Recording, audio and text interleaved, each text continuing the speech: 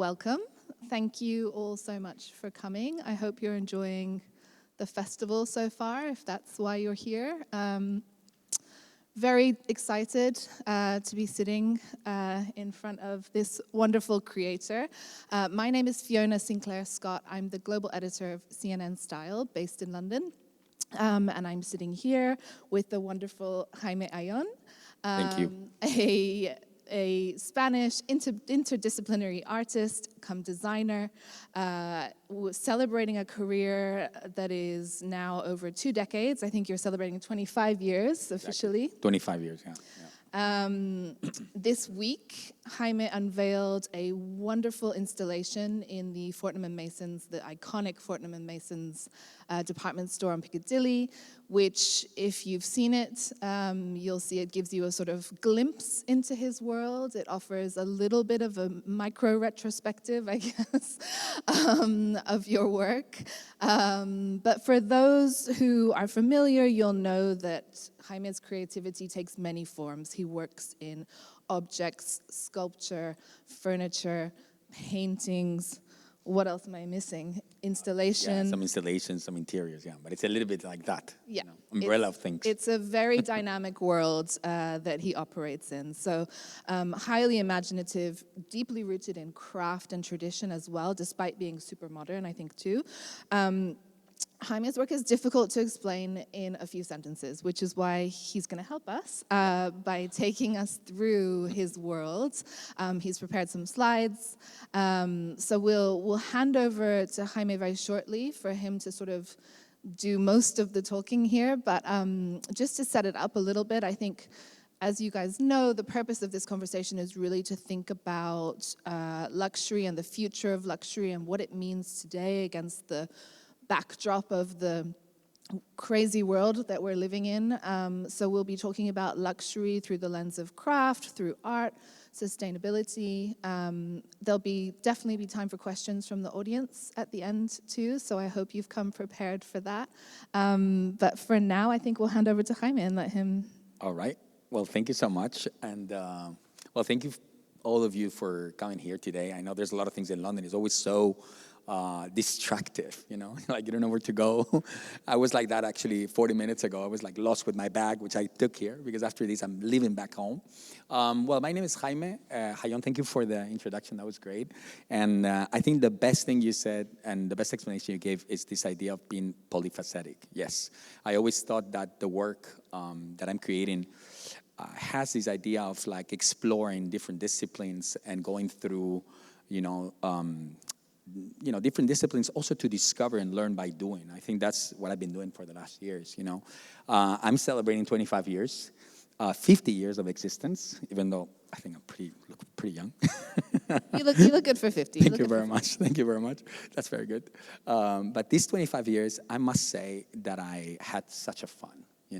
I discovered so many things. And because I gave not only myself this opportunity of discovering and, as I said, learning by doing, but also I always wanted to challenge myself, with every single project I did. If you go today to the Fortnum & Mason windows, okay, there was, what I tried to do there is create what was important for me. So I selected, through these 25 years, pieces that meant something to me, that teach me something in this profession, right? Things like the first time I did a project, completely accidental, and, the result is there. Or like the first time I touched porcelain in my life, it was a bit weird, but I said, why not? Let's put it there, right? The first time I discovered someone, I had a conversation and a project came out of a dinner, the project is there as well. So all these kind of things are exposed through the 6 windows we have there. And for me, they mean a lot because aside of being an opportunity to show the work without any kind of commercialism in it.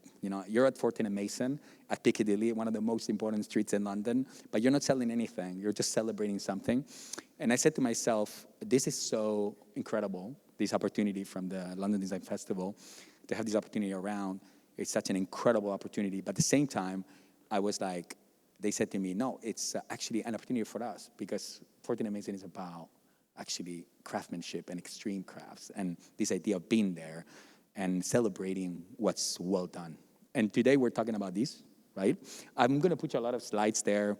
There's a lot of them, and maybe they're going to be too many, but it's a little bit to show you, where do I work, and also some of the pieces I've been fascinated about. Like these 3 pieces, for instance, you will see them at Fortin and Mason up there. One is a sculpture, the other one is a terracotta that I actually made very near my house, and the other one is a bronze piece that is actually a study for a sculpture I did in Korea, right? Today we're talking about luxury, right? I think this cannot be just me talking. I think you can say something. I will chime in. You please ask me some questions, because if not, I don't know where to go. But I think something that it's important on the matter we were talking about and we were discussing before, and why we're here, is that I was saying, for me, it's really important that when you make something and you collaborate with companies, you actually have to think about this idea of preserving these techniques that are existing. And I think being a creative, that's actually really important to me. These images you see, for instance, they're quite interesting because this is me going back to my roots. I started as a ceramist, right? And for many years, I ended up being in the discipline of design. Actually, I ended up being through the industrial design. I work with Danish companies like Fritz Hansen, very big pillar companies in the design world. I worked with Cassina in Italy, with a lot of different companies, modern ones and even old ones. But I've always had this idea of that we always get out with our, we get out of creating with our hands, There's an idea that everyone wants to progress and try to use new materials, try to use new techniques. I've always been someone that loves to go back to the ancient techniques to create something new, right? I think we're in the perfect place for that. I mean, the V&A, it's a place that you go around and you see incredible things. To me, actually, the V&A is one of the most interesting places on the planet. Like, I think if I was locked down here, I would have ideas forever. I would not have to go anywhere because I try to look at history a lot, yeah? Well, I think, what's super interesting, and we talked about this a little bit before we came on stage, is, you're obsessed with making things with your hands and the craft and the kind of the real process of things. It's not so much about the final outcome, it's also about how you got there. So I think it would be really interesting for the audience to hear a little bit about process and how you juggle that. If you're in your studio painting and then you get a brief from, let's be honest, quite a commercial design brand, and then you're working with sculpture. I mean, these are, how do you do it? How do you do it? Yeah, that's interesting. I still don't know how I do it, actually. Well, there's something interesting about all these different disciplines is that you always learn something from one to the other, right? Like, for example, the last 5 years I've been painting a lot, yeah, and addressing directly, to ceramics and to work with my hands and do everything from molding to painting to drawing on the pieces and everything. And then suddenly, I continue working with companies that were introducing their work in the Salone in Milan or in the Design Week here or in Copenhagen through the 3 days of design and so on. And it was always, I always learned something out of going from one to the other, like suddenly getting into these passion of discovering colors, discovering, the micro things by painting, right? By creating a scenography, by being completely free.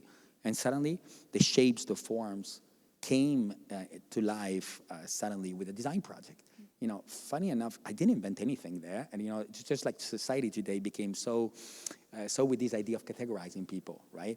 But, I mean, hello, history was always full of people that were polyphacetic, like if you think about Leonardo da Vinci, wasn't he an engineer? At the same time, he could paint. At the same time, everyone in the past, there was always people doing millions of things. And even now, I mean, but for some reason, there is something about categorizing people, about putting yourself in a box, about, creating an expertise of something. I don't believe in that. I think if you have a concept, if you have an idea, if your thing is about telling a story, if you created a world or you're creating a world which has a language, you can write anything you want.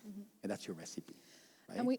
And we talked a little bit about the sort of emotional impact, I guess, of the work that you're creating, and that how do you go about connecting with an audience? Essentially, it's an audience, right? Yeah. Whether it's someone who's walking into a gallery or it's someone who's sitting in a chair that you've designed, those are your audience. Sure. So how do you, as a creative, go about making that emotional connection with your audience through your work? It's interesting because a lot of people, I'm the first one that sometimes I go like, what the hell is that? I'm kind of like, I don't even understand what I'm doing, you see? But I'm totally passionate when I start, because I always start from a theme, right? And I think I learned something, that is that when you start with a theme and you expose that as your main thing, and then every single idea that you're creating, no matter what, in a gallery or in a commercial space, no matter what you do, if it comes from a concept, if it comes from a story that you're telling, then it's going to connect. Yeah, it's going to connect with someone. For instance, these pieces that we have here behind, they're actually commercial products. And this is quite an interesting one.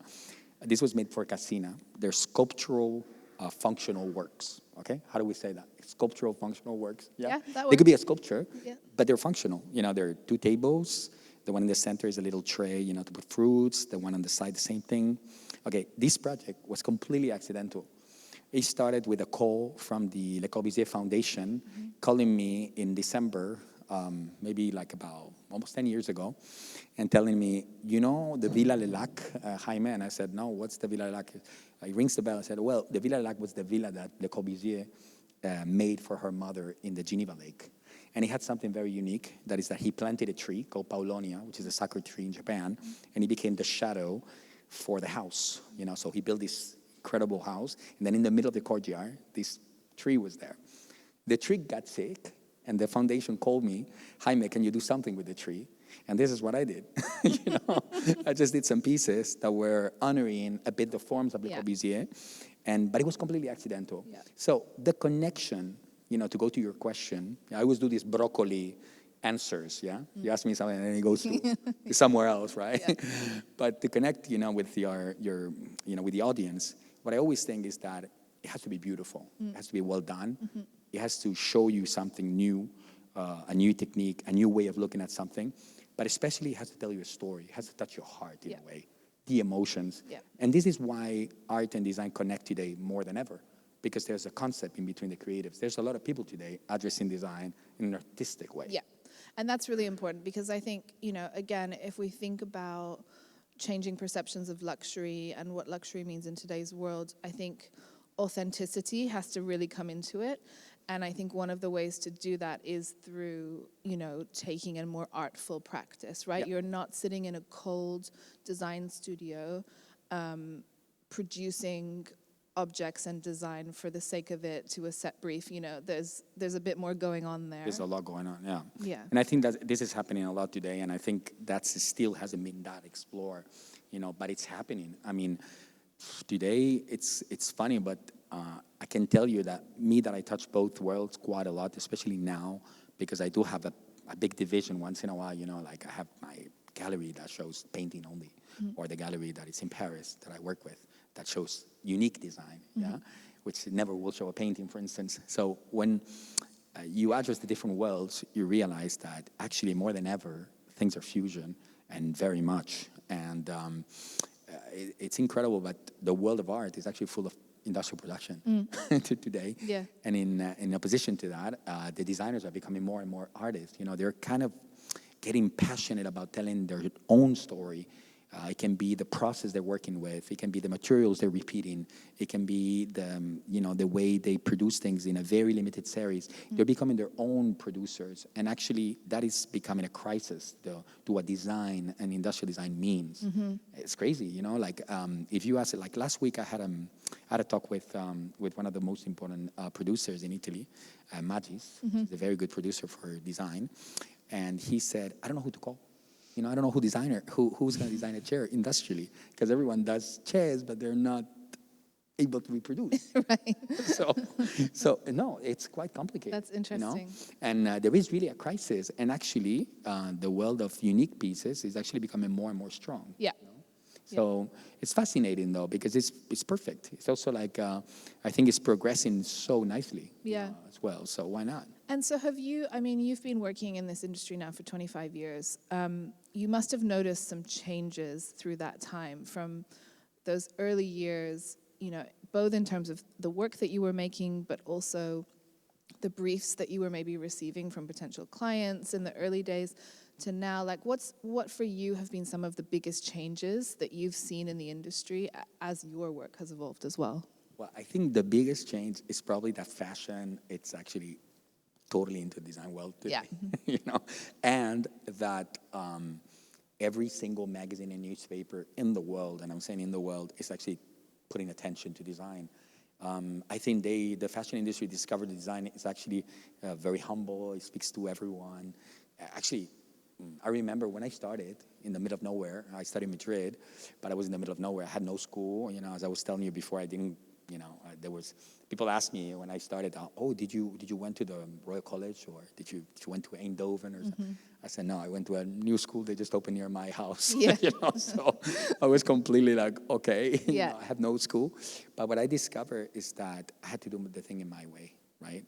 And try to find my way. But ask me the question again. Sorry, I just got lost. Just around the changes that you've seen Exactly. in the industry over the course of the last 25 Yeah, years. so the big change that I was telling you is the way they address you, to work on the projects. It's, first of all, it became super global. So whatever you do has to fit for everybody. Yeah. And this is crazy, because when you started in Italy, when the Italians were doing design in the 50s, it was like for the Italians. Yeah. And a little bit of it went to the States, a little bit of it went to Asia. Today, the reality is that whatever you do has to fit everybody. So it's like there's no choices. It's like one size, one thing. So that's one way. And then there's a lot of other players. Also, the fashion brands are playing there.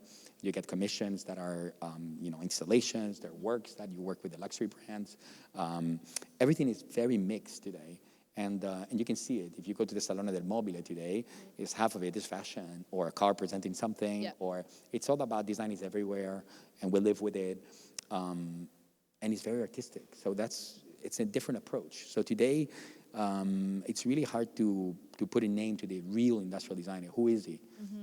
Do they still exist? They do, but it's hard.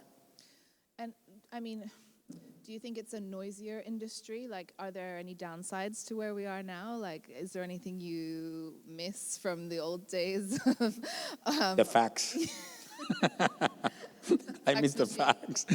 The fax machine was crazy because like some of the guys go like, "Oh, do a drawing, I'll send it to you by fax," and then you respond me by fax. It was like always by fax, right? Yeah. But the fax was interesting because the fax will take you to actually think a lot while you were going to draw, Right, because yeah. that's what's going to be received. Permanent. No, but I think yeah, there's something quite interesting. It's the curiosity. We have to think that we're in the world with the media becoming huge, and that everyone is doing social media. Yeah. It's crazy, and it got a lot of the passion away. Yeah. Before we were all like excited about discovering something. Now we see a photo and we're sort of, oh, I've seen it, so I don't know if I'm going there to see it. Yeah. It makes a difference to see it for real. That's clear. But we're becoming a little bit lazy, and the generations that have born with everything in their hands, with all the technology there, sometimes it's sad for them. I say it to some of my students. I was a teacher in Switzerland, and I still do that once in a while. And the first thing I said to my students is that, guys, please don't see that much, don't think about that your project has to be something visually beautiful just because it's going to be a photo in the Instagram. But think about what it means, and think about what you want to say, so it creates a language to you. It's so hard for them to grow today because the attention, it's like, people are losing attention so badly. Totally. And how do you feel confident as a young person in your ability to create an original idea when you're completely bombarded with information all the time, right? You have to close yourself into go somewhere very lost. Yeah. Look at nothing. No, actually, I always say to them to actually become them. How to become yourself. That's the question, because they ask me all the time. Yeah. I would say, hey, try to bring up your style. But how can I? I'm so influenced, and my inconscience just comes up with traces that look like Jasper Morrison, or things that look like this other guy, or even things that look like you because you're in front of us talking to us. And I'm like, no, what you have to do is start to look at yourself. Where do you come from? What's important for you? Where have you been? What is your origin? What is near you? What can you potentially look at? And probably that has to do with history. It has to do with history, with folklore, with things around you, things that have a certain type of aesthetic that will teach you something, that it's only unique to you. And it's the way you cook it that makes you unique, So that has to do a lot with, like, actually, instead of looking that much, actually looking less and looking at yourself more, who you are, and what are you surrounded, about. And I think that's the way you actually start to make something that is unique, and that's the only way to succeed. It's the reality, you know? Like, for example, you see this image? This isn't, okay, it's just to stop in one of the images. But this is funny. This is a little hotel I opened in Spain. I use every single spot in this hotel to make a new Mediterranean feeling, you know, more. So, you know, the door with these graphics, the staircase, which is typical Mediterranean with the staircase, you know, with the tiles, but then with some crazy drawings in it. The floor in the rooms, using some old school things, some new things. The idea that you can use everything and make your own way of doing that. It's like making a new, I mean, don't do the pad thai like Gordon Ramsay, but it's sort of like that, right? Yeah. You know, this idea of like taking something that exists and putting your influence to it. And by doing that, you create a new perception of something that anyway has an origin. You know, I think that's the way you can actually go further. It's hard though. And it's an incredible theme to talk about because a lot of the youngsters, the young generation is suffering that. You know, they're going like, how the hell do I make myself, you know, be known in this kind of world? How do I make an impact? How do I make an impact? Yeah, it's difficult, believe me. But I think it's more like focus on one or two things, but focus on those real things that will be you. You know, I had a Filipino student that was totally obsessed about Tadawando and the architecture in concrete. And I said, are you crazy? Like, I mean, they do all these things in Ratan, in Philippines, with all these crazy materials. Look at the houses when the colonials were there, when they made things with the mother of pearl, you know, and things like that.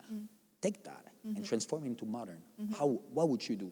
He did one of the most fantastic ever projects I've seen. Like, I mean, an incredible architecture, you know, student. I said, you see, it can be so unique. You don't have to look at all these tendencies. Go for your own tendencies. And of course, nobody's going to look at you at the beginning, but it's going to happen. You just got to risk that. I would like to see some more pictures, and maybe we just flip through and you stop when you feel like you see something interesting. I'm just like, just well, this one is quite interesting. Roulette. This lamp is called Chinos, and this is actually a lamp that I did after being in Shanghai. And this is because I went to Shanghai, and in somebody invited me for dinner when I went there. I went for a conference, and that same night I saw 4 copies of mine in 100 meters, and I was like so depressed. So when I went back, I actually copied a Chinese lamp. And made it for, Retaliation. Retaliation. So also these kind of projects start like that. So it's really basically a Chinese lamp, but just modernized, you know, with like beautiful glass. And so this is an interesting one. This is the Swarovski thing. That's a crazy project. That's a Swarovski carousel I made in the mountains in Wattens in Austria. So what was the brief for that? Just going back there for a second, sorry. The brief was actually to create an installation. Like this is a foundation that has a lot of artistic installations. So I wanted to make a carousel that was completely fantastic and just like completely imagined out of nothing. So new animals, like anthropomorphic weird things, reflections, materials. But at the end, it's a carousel. But it's in the middle of this, you know, the mountains, and you find it out of the blue. It's quite a magical thing when it happens, you know. So that was an interesting project. It taught me a lot of things. And of course, I could not bring that to Ferdinand Mason. Fit, you know? But this was actually quite interesting. That was the chess game I did in the first time I actually worked with the festival, actually when they started, and that was a great opportunity, you know, to make this chess game that was completely handmade. And this was called, it was actually called, what was the name? I forgot about this, the name we put on it. But anyway, for me, it was very, very, you know, British. Because to make a chess game in Trafalgar Square, actually to invite a Spaniard that we lost the battle. It's a bit radical. It was a little bit too much, you know. And this is about strategy, right? So I thought it was a great theme to explore. It was very complicated to be made because it was handmade fully. You know, so I had to work a lot, you know, to make it. So a lot of the projects I did in the past had always this idea of that you could learn out of these installations, learn things, learn how to assemble pieces. You know, this, for example, was quite interesting. And this is actually, okay, this will actually, it will be interesting for our theme because this is a company that is, in general, was very boring because it sells a material that is a stone. What you do with that is kitchens and bathrooms.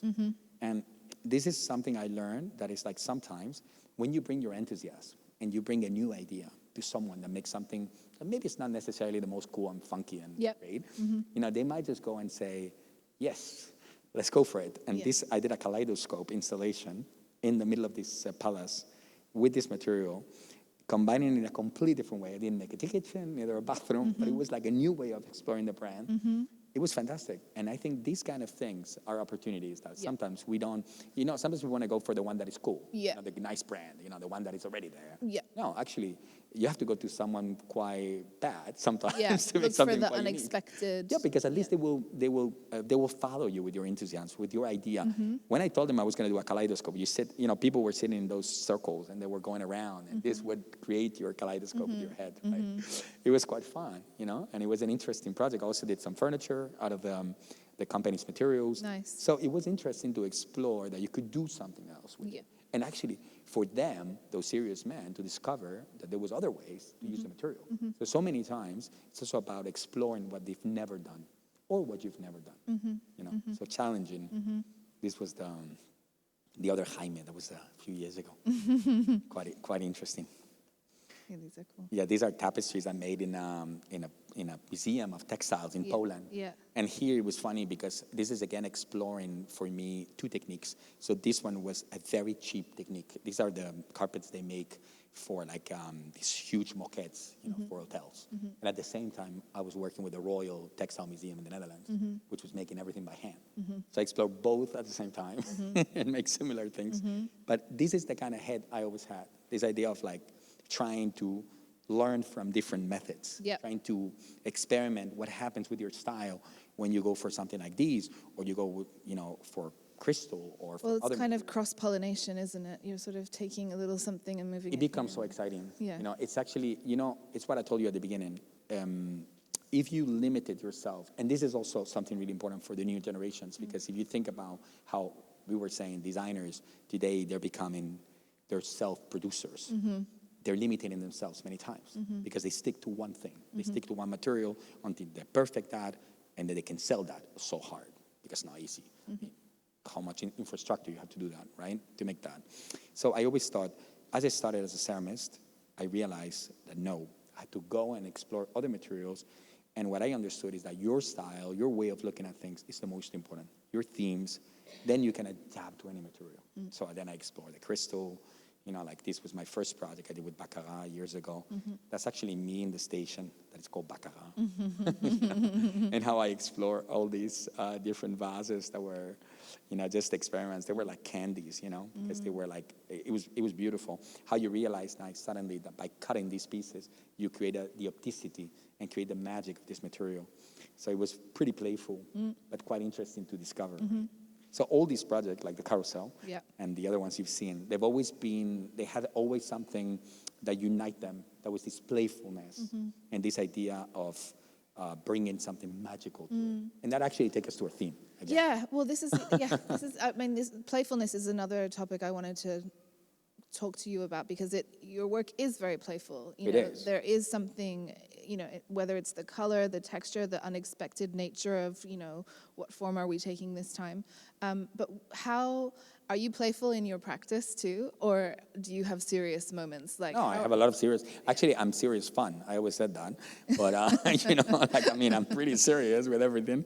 But the playfulness is not that it's playing and kind of humoristic, like you laugh about it. No, it's actually pretty serious. Actually, very serious, to be honest. But there's something about not taking yourself so serious. Yes. I think. And there's something about trying to break the rules a little bit, and by doing that, I think that it's the fun of it. Right? It's also, when I talk to my team, I always say, yes, we have to work with companies. I mean, sometimes you're so scared because you're like, I remember my first project that I did in Barcelona. I was like 20-something, and then this guy was like, okay, we're going to make a mold out of your chair. It's going to cost us $700,000 to make it. You better work. And I was like, Jesus, I didn't sleep No for pressure. 2 days. He's like, no pressure. Hello, I just started, right? But it was really hard. Yeah. Because you feel responsible for a company almost, Yeah. And I think that's the hard part. But I always try to say to my team that we've got to challenge. We've got to challenge what we have in front. We have to focus on our theme and try to bring the best we can into the details, into everything that is made. This actually was a good example. Yeah. This was shown at the Design Museum here, and it was a project I did. It's called Mesa Machine. Mesa is a table in Spanish. It's a table machine, and this is when I was locked down in COVID. Of course, I was all the time, like probably all of you, near a table. Yeah. You did everything near a table. You work, you ate, you know, everything was done around the table. Yeah. So I created this table. I designed this table that was like it's like a Swiss knife. Yeah. You can do everything in it. If you don't want to be with the others, you just take that piece and stick it out and just bring it somewhere in the house, you know, and you can bring the kids around, Yeah. you know, you can put things up and put things down. So it was quite an experimental table that had a lot of drawers and things. It came out because of that situation. Yeah. So it's also a lot about exploring what you're living, looking at how you are surrounded by things and conversations and people, and this brings up what you're ending doing. Yeah. I think that's a key point for me, and that's a key point for my team to Yeah. progress. Yeah. All the time enjoying what you're doing. Yeah. Another question is around travel. So, you know, you work internationally. When we were talking before, you were telling me about all the places you'd just been to. Travel is another form of luxury, really, when you think about it, Yep. Especially off the back of the pandemic, where we couldn't travel, and I think we all came to appreciate it a lot more than we did beforehand. Definitely. But tell me about how your experiences around the world inform the work that you're making, and what, you know, do you really feed off of travel and experiencing other cultures? And I do constantly. I think probably traveling is one of the most important things I have, you know, because I always will discover the local culture. You know, I'm like so passionate about everything that is folkloric, everything that is like, you know, traditional. It brings a lot to my work, you know, and also discovering techniques. I mean, lately I'm completely into that. And I was telling you before, right? Like 3 weeks ago, I was in Penang in Malaysia, and then I went to Thailand, and then last week I was with my girlfriend in Morocco. And, you know, if I think about these 3 places, Yeah. it's crazy. Yeah. I mean, how many colors, how many techniques, how many things you can bring back, you know, to your lab and start to think about new thoughts. You know, I was looking at what they were doing in the Atlas, in the desert, and, you know, how they play with these techniques. So I always come back with something. Traveling, it's an incredible, you know, thing for everyone that is creative. And you can tell, I mean, it influenced everyone. You know, when you go to Marrakesh and you see like Yves Saint Laurent, Yeah. you know, what he Yeah. did, it's because he was there. You know, this is a good example, actually. This one, these pieces are called Africano. You know, Africano is like a dance I invented. You know, it's like Africa. Ando is like, Yeah, you know, Spanish, yeah. you know, so it's like Africano. So basically what it's doing is like, it's bringing up some of the tribes I saw when I was in Africa and bringing them to the most bizarre place, which is Murano in Italy.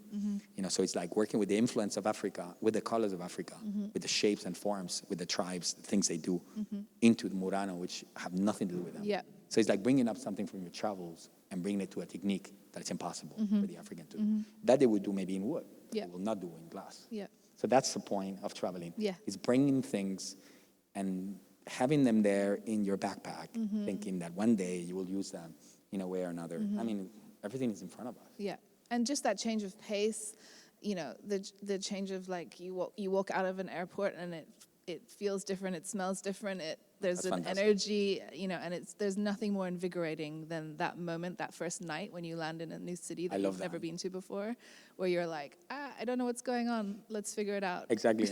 And you know, they're trying, I think the world actually, and luxury is actually part of that. It's like it's trying to actually make a mirror out of every city. You know, every main road looks alike. Yeah. You know, with the Loewe, with Louis Vuitton, Yeah. with these, with that. And they look alike, and they sell the same thing. Yeah. And actually, they sell the same thing, the same date, at the same time. Yeah. You know, with the releases, with this and that. I'm the one that likes to go to the most underground, weird, Yeah. bizarre, local stuff. I love that. Yeah. And I think that's where the ideas are. That's where the magic We happens. have to look at them. I want to let people ask questions, Sure, and yeah. maybe we'll stop Why not? talking for a minute. Does anyone have a question that they would like to? Oh, there's one over here. Obviously, with traceability and like new regulations coming out, it puts a lot of pressure on brands and maybe artists using materials. Do you feel like that is something that crushes creativity? And have you felt pressure from that with things like EU deforestation regulation or UFLPA. Have you felt the pressure of traceability at all, and is that something you think about in your work? I think, I don't know, maybe because I'm now 50, I'm like getting lost with all these. But, it's crazy because it's very complicated, what's going on. I mean, especially with, already, I have to tell you something. Already with the idea of like that you can print everything, that was already something crazy. That you could do and design anything from any place and just push a button and just get the form of these done. That already was shocking to me because we used to go to places and do things and mistake, and by mistaking create something new. And now everything is like doable. Basically, that's very complicated. But the fact that you have all these limitations is actually becoming very complicated. I think we have to go back to the past. It's going to happen. In the most modern places now in Tokyo, for instance, I was surprised that you cannot even enter with your phone. And so, I went to a place that was super modern, like extremely cool, and, with all the new generations in it, and they just leave their phone there. It's just like, they want to talk, they want to meet. So it's going to go, it's normal, it's going to go back. It's like that. And you can see it also. We were discussing before about the luxury brands. They're going also back. They're trying to make industrial craftsmanship, which is no other than going again to the, craftsman and say, can you make that? That's the only way. So we're going to go back. But of course it's difficult today. It's very, very hard. I think it's complicated. Yeah. I hope that responds to your question. It's a really complicated question. Hi, Jamie. Hi. Where's that? Where's that Just coming over here. from? Same There. side. Oh, yeah. There. Hi. Hi. God bless you. Hi. How you doing? Thanks. I think you're a great storyteller, very stylish and very eloquent in how you present Thank you. yourself as a sculptor. And I think bringing out into open conversation like this really inspires a lot of us. Would you feel you're more a visionary with a wild imagination who's expressing his persona and pulse through your work? And also, do you feel that energy gets trapped in your work that is the true definition of sustainability, that is timeless? Like your work is shaping people who are around them, who may not see you, but like may walk past the windows of Fortnum's. And so it's literally like creating influence in the moment and without you knowing. And it's, like, would you feel that's how you feel? I don't know how to respond to that because, like, I mean, there's a lot of things in that question. Yeah, Yeah, sure. that's a loaded There's one. a lot of things. But I mean, definitely, at the end of the day, the perception, just to respond to that, to some of your question, yeah, I think the perception of what I want people to feel when they cross those windows or when they cross whatever I've made is actually the energy I put on it. I think that's actually the first sensation. I was thinking about what's important to me at the end for people to feel when I make something, no matter what. And it's actually the energy, the passion behind, the idea that some people go and say, whoa, I hate that, or whoa, I love that. That's already enough for me because it means that it's reactive. There's something about what you see that make you feel something. Without those feelings, there would not be connection, there would not be creativity, there would not be anything, right? And definitely everything I do has this energy that I want to put there. And there's a world behind me that I don't even understand, where it comes from. I have no idea. I just dream about it and just place it everywhere I can. And so it's really hard to understand. I mean, I went to see... I went many times to a psychologist, and she kind of freaked out with me a lot. She's my best friend now. But many times, I also... That's interesting. Let's talk about that. I went to see a medium, and she said I was like from Egypt, that I was a slave, and it makes sense to me because I'm always working, and I'm always creating, So things like that's that. a blessing to be rare and to have that kind of, you're kind of unconventional, and that comes through your work. And sometimes you're thinking, like when you're sitting with other sculptors, ceramicists, your mind's like on another wavelength. And do you think that's like a blessing which comes out through your work? I just think that it's like I've been believing so much in intuition in the last 25 years. Absolutely. That because I was lost from day one, and I still lost even today. I feel that intuition is actually what brings the reality to the work. It's actually trying to do what you truly believe. I think I'm not so contaminated by a lot of things, and I actually want to do something that makes me feel good, and I don't think too much about it, I'm kind of like, enjoying it. And I think that's the word I used at the beginning, and it's the word I recommend to everyone to use, because at the end of the day, we're not going to be here anymore. Yeah. One day we're all Absolutely. gone. So while we're here, and that's important because we forget it every day, I think we have to enjoy.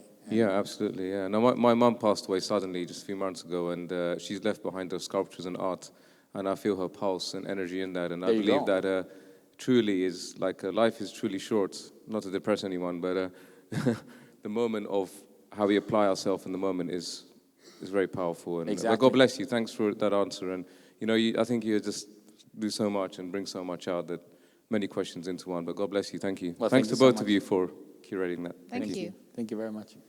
Who else? Oh, we've got a hand here and a hand over there as well. Hi, Jaime. Hi.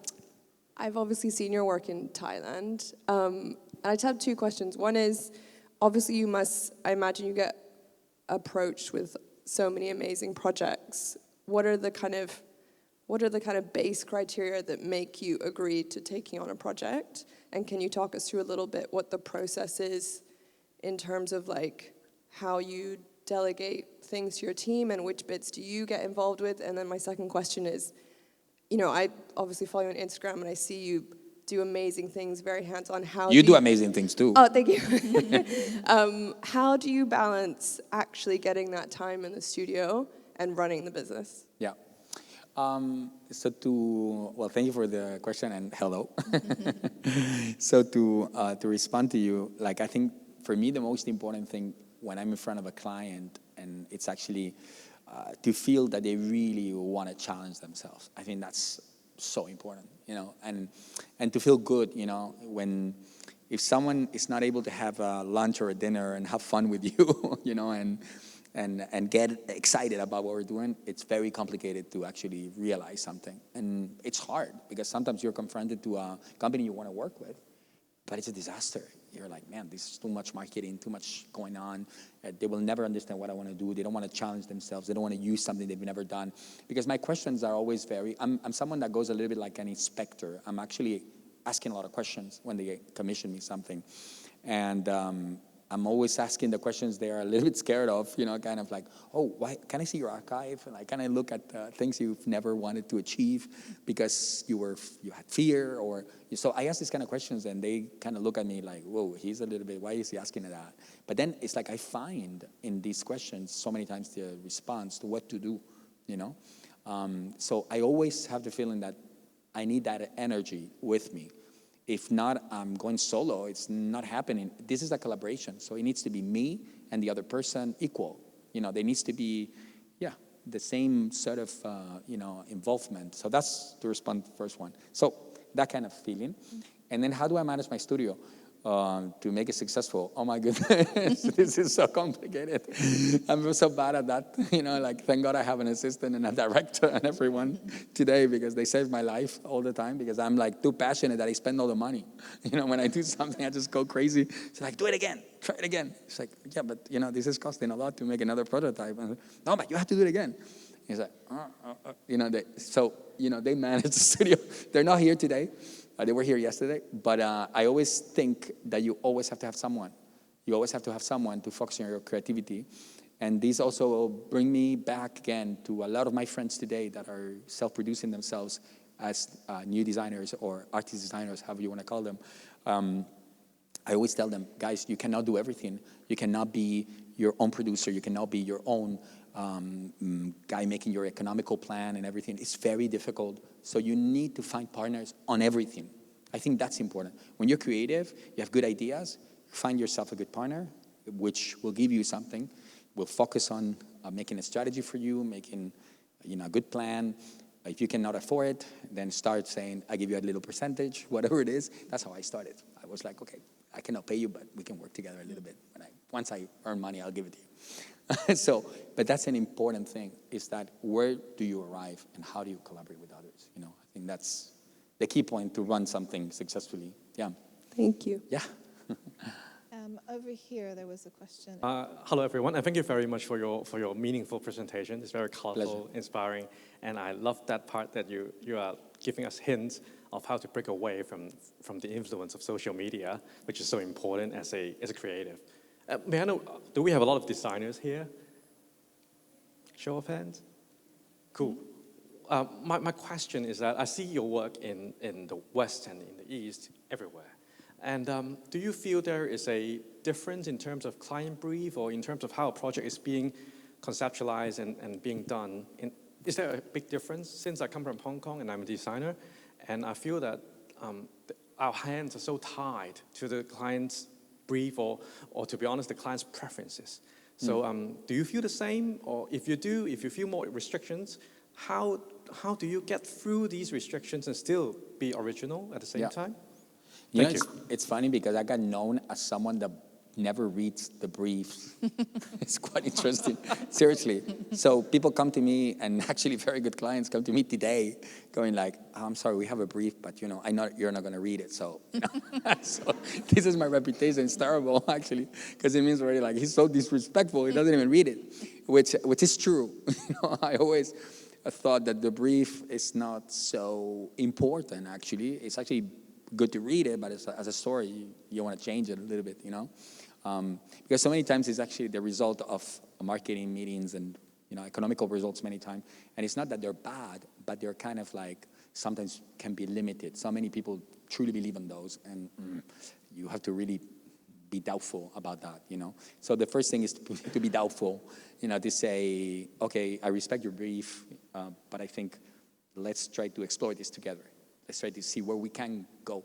It's about creating a discussion with your client, no matter what. He can be very serious and very restrictive, but so many times you have to expose why things could be different, why you could have another result, and sometimes it's to find examples, you know, to show them examples. Also because the way, as you guys are, a lot of you are creative and designers, architects, and so on, we see the world in a different angle. Creative people see the world in an easier, you know, it's kind of like, for us, it's easy to talk about these. But a lot of these guys that are giving you the brief, they're not very sure about what's going to happen. So you got to put them into the language in a way, right? So I recommend you to sort of open a discussion and try to, you know, teach your client, your person that you have in front, where do you think these could go and how this could be open, an open talk. You know, this is how I do it, at least. Okay, we have to wrap up. Thank you so much. It was a pleasure talking to you. I hope you all enjoyed it. Yeah, thank you very much. Yeah, until next time. Thank you. Thank you.